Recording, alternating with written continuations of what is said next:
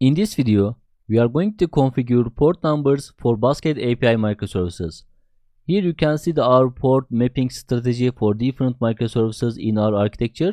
As you can see that we have completed the catalog microservices and now we are developing basket microservices, and in local environment basket microservices will expose HTTP port in 5001 and HTTPS for 5051. So we are going to follow these steps and configure our launch setting. If you open our Visual Studio, you can see that we will configure our port numbers in the launch settings JSON file.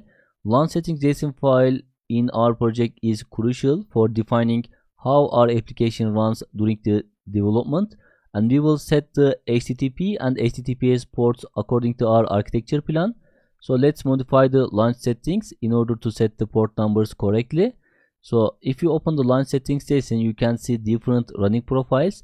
I'm going to change for the HTTPS 5001, and if you go to the HTTPS running profile, you can see that we have HTTP URL should be 5001, and we will change the HTTPS port number as a 5051. Okay, we have configured our BasketAPI according to port mapping strategy. Now we can run the application. Please set a startup project for BasketAPI.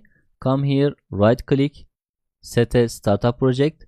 After setting a startup project, you can see that our running profiles comes in here.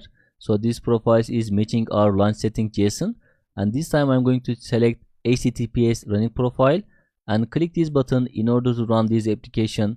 This will be expose our BasketAPI to the 5051 port, and we have configured from this URL, and also in the project console here you can see that our application is listening this HTTPS port and this HTTP port.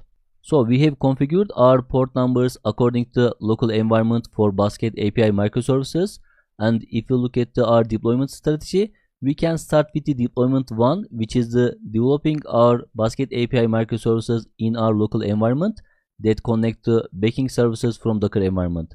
And after that we will go to the deployment 2. But for now, let's focus on developing BasketAPI microservices.